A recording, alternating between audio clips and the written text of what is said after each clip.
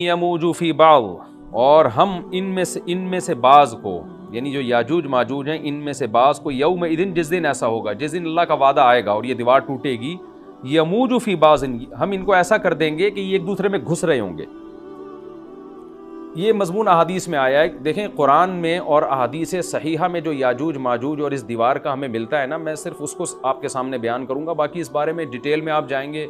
تو بہت کچھ آپ کو انٹرنیٹ پہ بھی مل جائے گا، مفسرین کی کتابوں میں بھی مل جائے گا، اور لوگوں کی اپنی اپنی تحقیقات ہیں، اپنے اپنے تبصرے ہیں۔ نہ میں ان تبصروں کو صحیح کہہ رہا ہوں نہ غلط کہہ رہا ہوں، کتابیں بھری ہوئی ہیں، وہ آپ جائیں پڑھیں اس کو،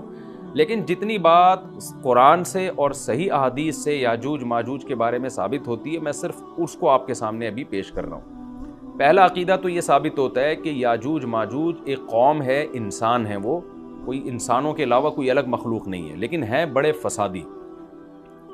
دوسری بات، یہ بہت قدیم ہے، ذوالقرنین جب گئے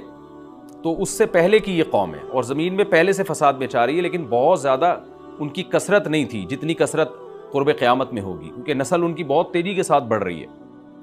تیسری بات یہ ہے کہ اللہ نے ان کو دنیا کے کسی حصے میں رکھ کے چھپا دیا ہے۔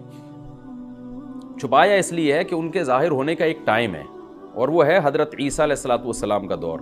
حضرت عیسیٰ ابن مریم کے دور میں یاجوج ماجوج ظاہر ہوں گے، تو اسی کو آپ چوتھا پوائنٹ بھی کہہ سکتے ہیں۔ تیسرا پوائنٹ کیا ہو گیا کہ ان کو چھپا دیا گیا ہے، لہذا یہ جو لوگ کہتے ہیں نا یاجوج ماجوج دریافت ہو گئے ہیں، فلاں جگہ ہیں فلاں جگہ ہیں،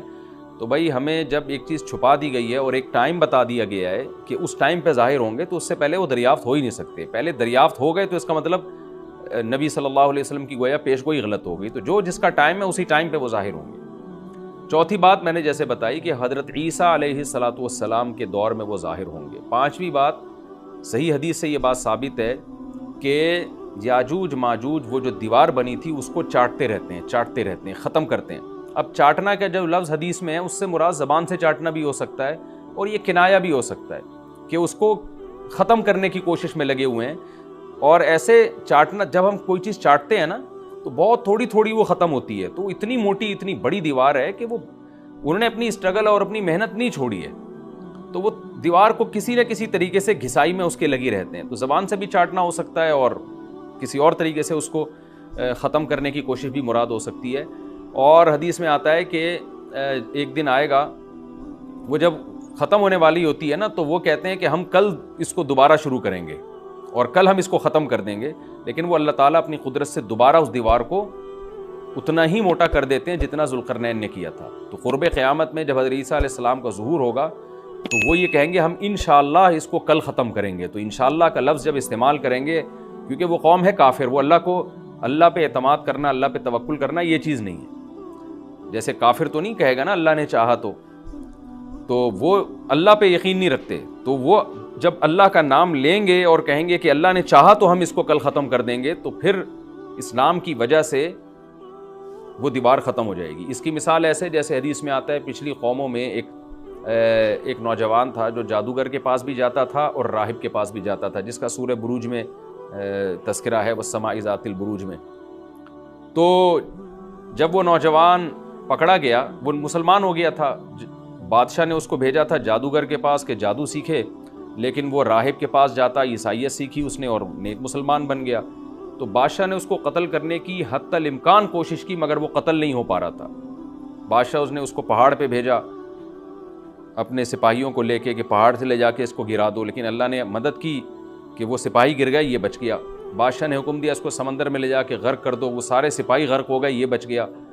تو کسی بھی طرح سے اس کی قتل کی کوششیں کامیاب نہیں ہو رہی تھیں، تو اس نے بادشاہ سے کہا کہ تو اگر مجھے قتل کرنا چاہتا ہے نا تو چوک پہ کھڑا کر کے تیر مجھے مار اور کہے کہ بسم اللہ ورب ھذا الغلام، اس نوجوان کے رب کے نام سے میں اس کو قتل کرتا ہوں، تو اللہ کا نام لے کے مجھے مارے گا تو میں قتل ہو جاؤں گا۔ نوجوان یہ قربانی اس لیے دے رہا تھا کہ بادشاہ جب پوری پبلک کے سامنے اللہ کا نام لے گا تو لوگوں کو یقین آ جائے گا کہ بھئی اللہ کا نام لینے سے تو کام ہو گیا، اور اللہ کا نام لیے بغیر کام نہیں ہو رہا تھا۔ تو جو بادشاہ اللہ کو مانتا نہیں تھا آج اس کو بھی اللہ کا نام لینا پڑا ہے۔ تو نوجوان نے یہ قربانی اس لیے دی کہ بادشاہ جب اللہ کا نام لے گا لوگوں کو اللہ کی ذات پہ یقین آئے گا اور لوگ مسلمان ہو جائیں گے، عیسائیت کو قبول کر لیں گے۔ تو اس نوجوان نے یہ قربانی دی، اور بادشاہ نے اللہ کا نام لے کے جب تیر مارا تو وہ نوجوان شہید ہو گیا، اور لیکن پورا ملک مسلمان ہو گیا، عیسائیت قبول کر لی، اور سورہ بروج میں پھر اللہ نے ان کا تبصرہ کیا ان کا واقعہ بیان کیا ان کے بارے میں کہ کیسے بادشاہ نے خندقیں کھود کھود کے پوری قوم کو جو ہے وہ جو دین سے پیچھے نہیں ہٹے ان کو کس طرح سے آگ میں پھینک دیا ان سب کو۔ تو اس سے پتہ چلتا ہے کہ کافر بھی بعض دفعہ جب اللہ کا نام لیتا ہے نا تو اس کو دنیاوی فائدہ ہو جاتا ہے۔ تو یاجوج ماجوج بھی تنگ آ کر پھر اللہ کا نام لیں گے اور کہیں گے اللہ نے چاہا تو ہم اس دیوار کو کل ختم کر دیں گے، اور بالآخر وہ دیوار ختم ہو جائے گی۔ پھر قرآن کے الفاظ ہیں آگے کہ جب یہ دیوار ختم ہوگی وَتَرَكْنَا بَعْضَهُمْ يَوْمَئِذٍ۔ اچھا ہاں، میں بتا رہا تھا کہ حدیث سے کیا پوائنٹ پتہ چلتے ہیں، تو یہ 5 پوائنٹ ہو گئے۔ چھٹا پوائنٹ یہ کہ حضرت عیسیٰ ہی کے دور میں یہ کسی وبا کے ذریعے ہلاک ہو جائیں گے۔ حضرت عیسیٰ علیہ الصلوۃ والسلام اتنے زیادہ ہوں گے کہ ان سے لڑنا ممکن نہیں ہوگا، جیسے کہ قرآن میں بھی آ رہا ہے وَتَرَكْنَا بَعْضَهُمْ يَوْمَئِذٍ يَمُوجُ فِي بَعْضٍ، ہم ان میں سے بعض کو بعض کے اندر گھسا دیں گے، اتنی کثرت سے ایک دوسرے میں، ہی اب آبادی کی کثرت بہت ہوگی ان کی، گھسے ہوئے ہوں گے ایک دوسرے میں، یہ جیسے چیونٹیاں اور مکوڑے ہوتے ہیں، تو ان سے لڑنا ممکن نہیں ہوگا۔ تو حضرت عیسیٰ علیہ الصلوۃ والسلام لوگوں کو لے کے کوہ طور پہ چلے جائیں گے اور باقی مسلمان وہ اپنے اپنے گھروں کے اندر بند ہو جائیں گے، اور پھر اللہ کی طرف سے ایک وبا آئے گی، اور اس وبا میں یہ سارے کے سارے ہلاک ہو جائیں گے، اور پھر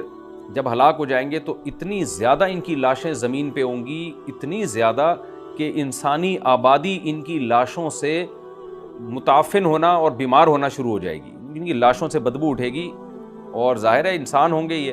تو اس کی وجہ سے جو زمین کا ماحول خراب ہوگا۔ پھر حضرت عیسیٰ علیہ الصلوۃ والسلام اللہ سے دعا مانگیں گے کہ اللہ تعالیٰ ان کو کسی طرح ٹھکانے لگائے، کوئی انتظام کرے۔ پھر حدیث میں آتا ہے بارشیں ہوں گی اور سیلاب آئیں گے، اور ان کی لاشیں بہہ بہہ کے پانیوں میں جا کے، سمندروں میں جا کے ختم ہو جائیں گی، اللہ تعالیٰ ان کو اس طرح سے ٹھکانے لگائے گا۔ تو یہ یہاں تک جتنے بھی مضامین ہیں یہ صحیح احادیث سے ثابت ہیں۔ تو قرآن کہتا ہے وَتَرَكْنَا بَعْضَهُمْ يَوْمَئِذٍ يَمُوجُ فِي بَعْضٍ، ہم ان میں سے بعض کو بعض میں چھوڑ دیں گے، بہت کثرت ہوگی۔ وَنُفِخَ فِي الصُّورِ، اور پھر سور پھونکا جائے گا۔ قرآن میں تو یہ کہ سور پھونکا جائے گا ایسے